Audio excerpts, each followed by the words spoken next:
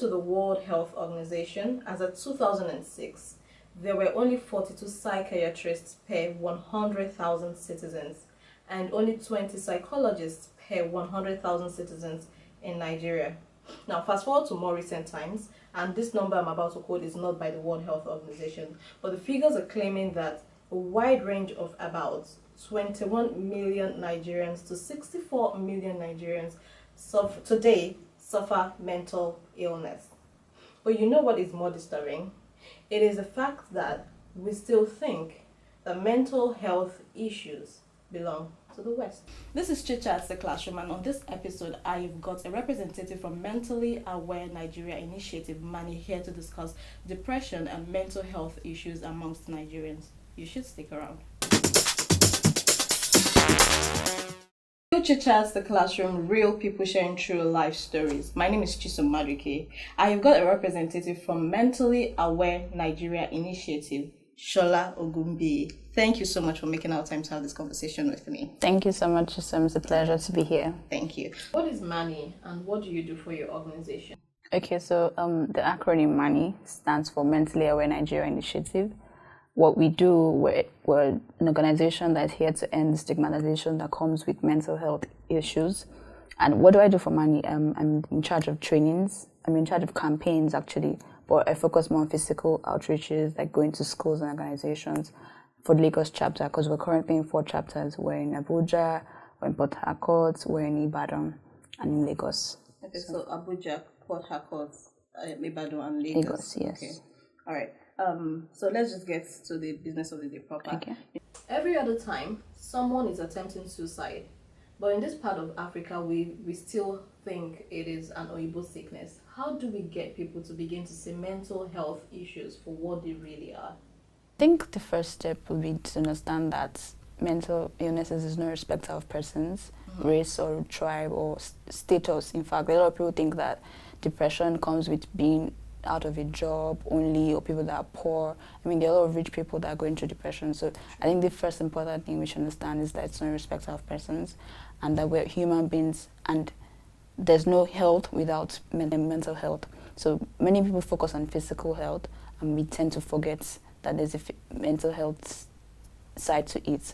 So for example, how do we curb the idea that it's only white men that go through this? I mean, if, for example, someone isn't doing things that they usually should do, you know that that person is going through something deviant from the norm, and that doesn't mean yes, he's black, yes, he's Nigerian, yes, he's African, but he's doing something deviant from the norm. So that's the first step. We should understand that it affects anybody. You can be a pastor, you can be broke, you can be rich. It's no respect of persons. How does it even all start? I mean, from all the times that you've spent handling mental health issues, what are the things that trigger depression, and what are the symptoms that you observe to categorically say someone has mental illness? Okay, so based on our research, because I've been with Mani for a while, we've realized that there's some experiences that happen in childhood. So that's one of the things we're doing research on now. There's some experiences that affect a lot of young people that tend to linger in their life experiences. Life. Yes, exactly. So for example, there's a test, they call it's adverse childhood experiences. So there are 10 it's like a spectrum. So for example, if you have like 5 out of those 10, the chances you are to have a mental illness is more likely than someone that has 2. There's some people that don't have any of those symptoms that haven't gone through those experiences. So that's one of the things we notice that happen. So you get to hear things like when we counsel people that, oh, how was your childhood like? What was it like? Are you from a broken home? Are you from a home that your father is an alcoholic or the mother beats the father? Those kind of things are triggers. But one thing we should understand is that there's not one symptom of depression or a mental illness. It's a cluster of stuff. It's not like for malaria, like where you say, oh, I got bitten by a mosquito and then that's how you have malaria. Yes, sadness is a symptom, but it's not depression. Someone can be sad, but not necessarily be depressed. Exactly. So we're saying things like, oh, you have to notice that there's a constant low of sadness for a period of time, because it's measurements that we use as things to investigate. So we're looking How do you measure? That's what it says, observation. For example, I may not even know I have it. Maybe my friend. That's what we're saying. We should all be socially conscious. My friend might be going through something and the person doesn't even know that they're going through it. Maybe for example, I like to read, I like to sing, and then you notice that, oh, for past 2 or 3 weeks, Shola hasn't been singing. Okay, Shola hasn't been eating as much as she usually eats. She's sleeping way more often than she used to be, because those are symptoms. We're saying that it's a cluster of symptoms. And then we have suicidal ideations, we have loss of interest, people that want to be alone. There's just a lot of symptoms you can check. But one thing I usually say is that because you have one doesn't mean you already have it. It's a cluster of it. So I might be sleeping too much doesn't mean I am depressed. So you have to investigate and properly observe that these things are happening for a period of time. So that's that's how we say that, okay, this person needs to speak. Another thing is that you need to go probably see the doctor. Like the way you go to see the doctor for tuberculosis, you can't just go online and diagnose something. I mean, that's what a lot of people do these days. So you have to see therapists, you have to see the psychologist, you have to see the psychiatrist for these things, for them to be, because those are the people in that line of work, and they're the ones that know better. They would properly advise you on what to do and how to go about it. So, if I get you right, you're saying that for a mentally ill individual, out of 10 questions, are there questions? Like that's like 10. There's these symptoms. Like just for the adverse childhood experiences, they're 10.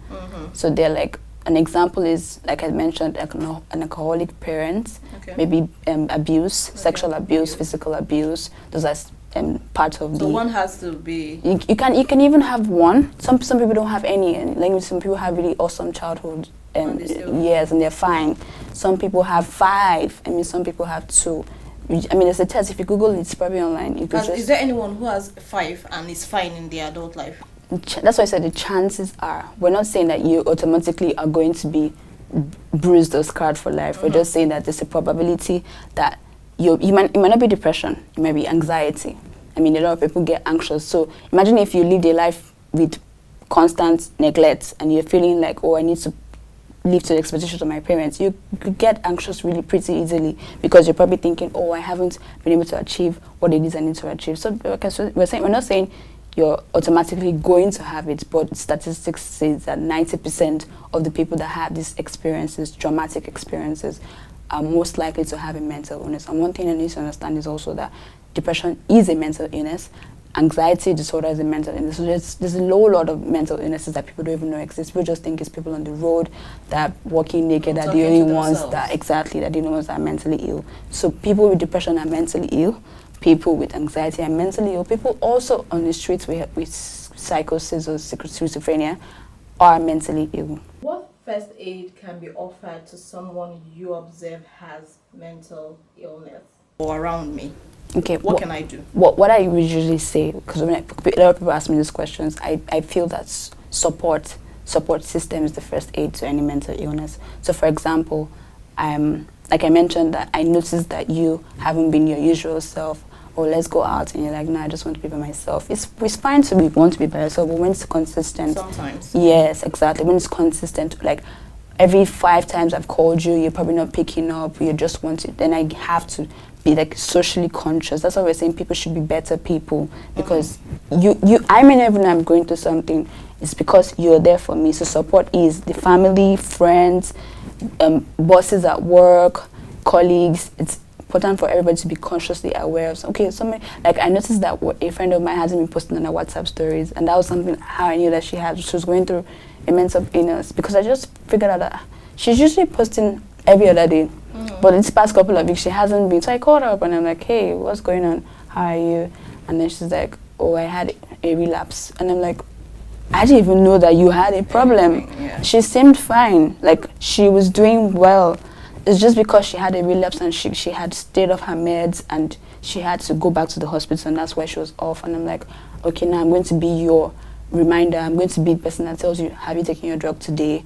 Have you gone to see the doctor for your appointment? I'm going to literally be in your face. Good for her. She even acknowledges it. Exactly. That's another thing. So another thing we were saying is that usually our shirts usually have end the silence, speak up, like if you see something, say something, because a lot of people are dying in silence. Don't stay in silence. Nobody's going to, exactly. Let me ask, from all the time that you've spent working with Manny, what are the recurring elements that challenge seeking for help? Why would someone rather just die in silence? The stigmatization, first of all. and then absence. Like, if for example, I think it's just even in African culture.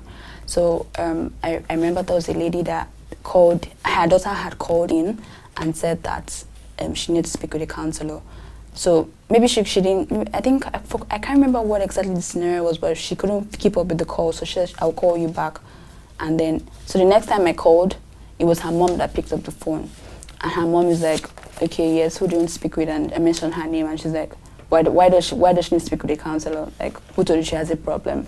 Like, so her mom was already very defensive about the fact that my child is okay. So a lot of people like to form, we're all good, there's nothing wrong with me, there's nothing wrong with anybody. So does it also contribute to the fact that, the fact that our parents are from a different generation than we are from? Yeah, probably. I mean, there are some parents that are actually enlightened and understand these things, but also some parents just, a lot of people from the whole spirituality thing, like, oh, I have God. We're not saying that God isn't in charge of stuff. We're just saying that just like the way you go to the hospital when you break your leg, you don't put your hand on your leg and say, God, please heal this broken leg. You go to the hospital. We're also saying when you feel this certain way, go to the hospital. Yes, pray.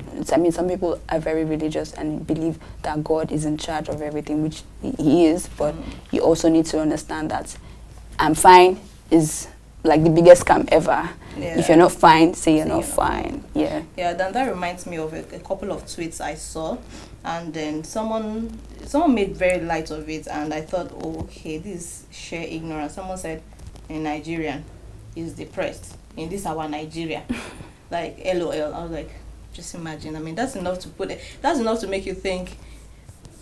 When you even want to come out to say, okay, I think there's something wrong with me, or I think I'm feeling sad, or I think I'm down, or am I crazy? Trivializing what people are going through. Yes, someone just thinks, is this one mad?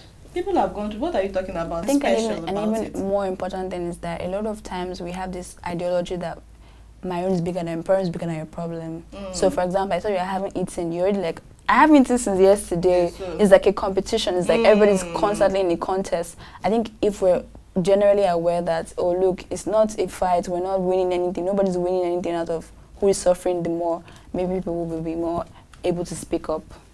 We'll catch a breath and digest all that. When we return, we'll be talking stigmatization and the activities of the Mani group, all on Chit Chat, the classroom.